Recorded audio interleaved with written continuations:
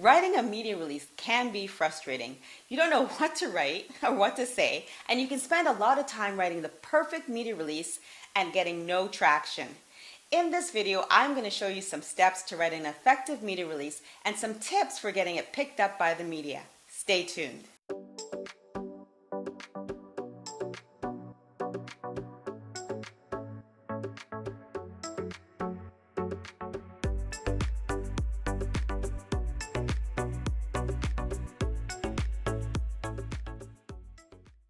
My name is Fennella Bruce, and I'm the founder of FKB Media Solutions, and I'm a media consultant. So I have written hundreds of media releases over the years for my clients, and I have received thousands more as a news producer for over 2 decades. So I have a very unique perspective about what works and what doesn't. I want to share that information with you to help you write your own successful media releases. Now, in the description box below, there is a link to download my step-by-step worksheets that will help you when you write your media releases. As well, head to my website. I've posted media releases that I've written that have gotten media coverage, and you can use that as your secret weapon for your template to write your own media releases. It's fkbmedia.com/media releases. Now, what is a media release and how can it help you achieve your media goals?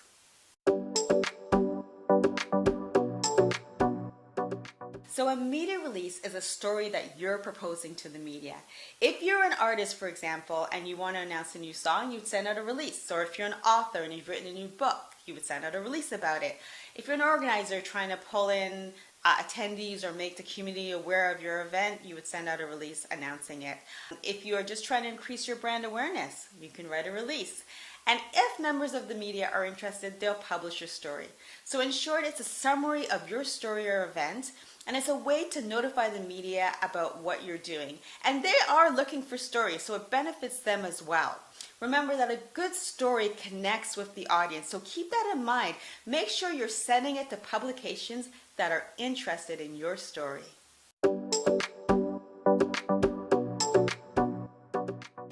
Okay, so we're ready to write our media release, and here are the ingredients. Okay, so this is, I can't emphasize how important this is, this part, because it's a small part of it, but it's a very important part of it, and it's the headline. You want to make sure that you have a headline that grabs the attention. Think about newspapers, think about magazines. It's the headline that makes you want to continue reading the story or the article, right? So you want to make sure that your headline gets the attention of the reader, of the reporter, of the producer, of the assignment editor, whoever is reading your media release. You got to get them at the headline. Now, if you can't get everything into a nice snappy headline, you can do a subtitle belowhand that kind of expands a bit on your headline. But don't make it too wordy. Just, add context, one line again at the top, just right below the headline. You also want to put, for immediate release, if you want it to go out right away, if you want to put it on the embargo, you put your date and time when it can be released. You want to put that right at the top so they can see it and they won't release it before you want them to, or they'll release it right away when you send it. You also want to have your date when you're sending it and your location. So whether you're sending it from Toronto, or if you're in New York or Los Angeles or Timbuktu, wherever you are, you put your date line.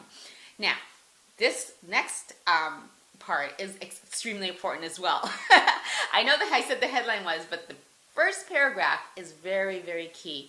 And you're going to go back to the basics of journalism. Your who, what, where, when, why, and how. So you want to put that right in the beginning in that first paragraph. Who this is about, what's going on, why should I care, where is it happening, how is it happening. You want that in your first paragraph. Your second paragraph, you can have a quote, a supporting quote, so from an organizer or an expert supporting whatever it is that you're talking about.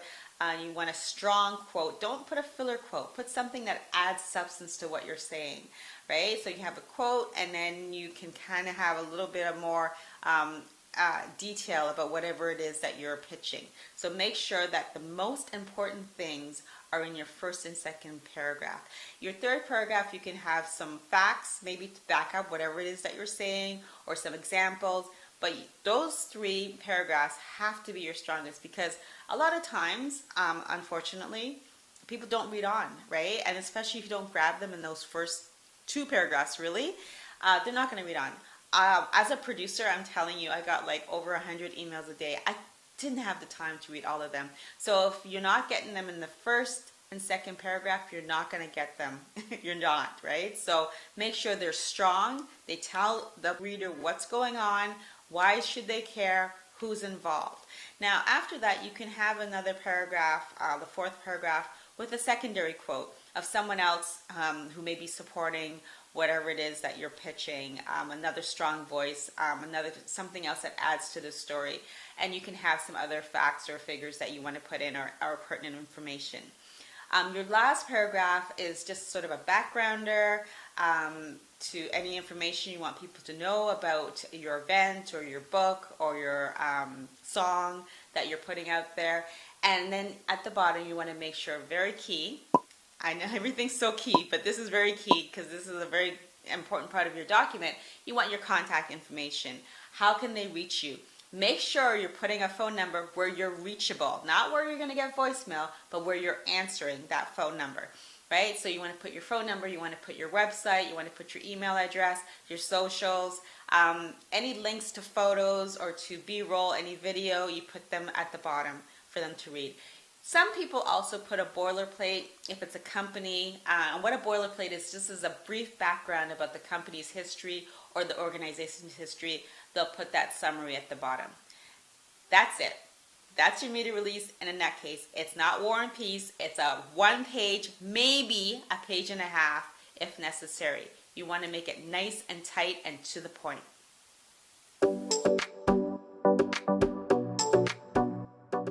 Okay, so I have some additional tips for you to make your media release stand out. If you have a great photo, a headshot, or something that illustrates whatever it is that you're pitching, like it has to be really good, you can include it in the media release. Don't make it a big picture, just a little, part of release, and wrap around the text around it. And that will enhance it if you're trying to make a point, or if you're trying to sell, someone or something. You can use a photo. Don't use graphics, use a photo. Make sure that your media release is conversational. You don't want to get it bogged down with big fancy words, or you don't want to use a lot of stats and numbers so that it's not understandable. You want to make it as conversational as possible, as easy to read as possible. And one trick that I like to use are bullet points. I find that if I have to list a number of, say, artists that are performing at an event, or there's a lot of things happening, I don't want to do a whole convoluted paragraph on something. I like to bullet it, so then it's very simple to digest, and it's straightforward, and it makes it really easy for the reader to take it in. And then the last point, and I always say this, like the key, most important thing, but I have to emphasize this, is check your spelling.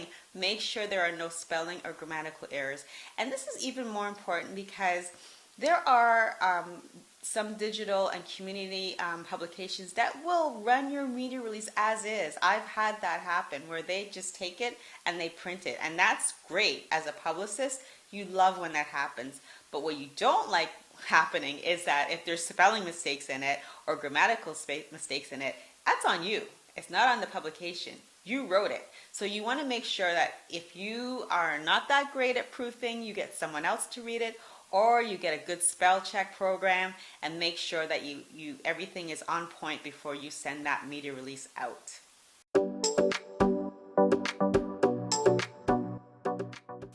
All right, so you finished your brilliant masterpiece.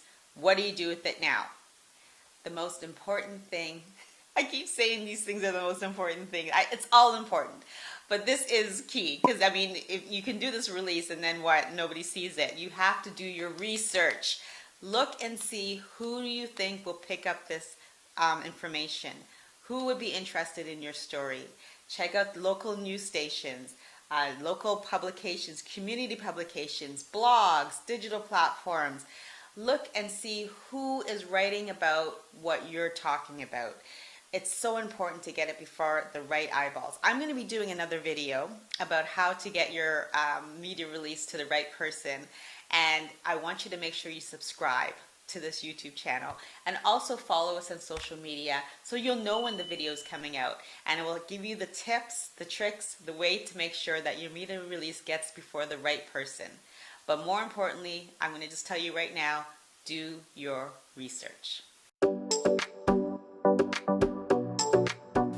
So following these steps will help you to write a successful media release. If you have any comments or questions, just put them in the comment section.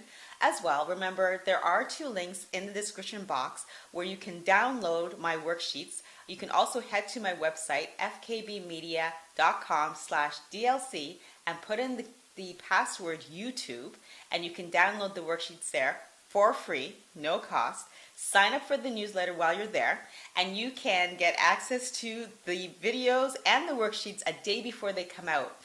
Follow us on Instagram. I love Instagram. Not really, but I do. Kind of, sort of. Anyways, follow us on Instagram, and you will be able to find out what we're doing when videos are coming out, and we'll keep you up to date about what we're going to be doing next. Be well, work with purpose, and I'll see you next time.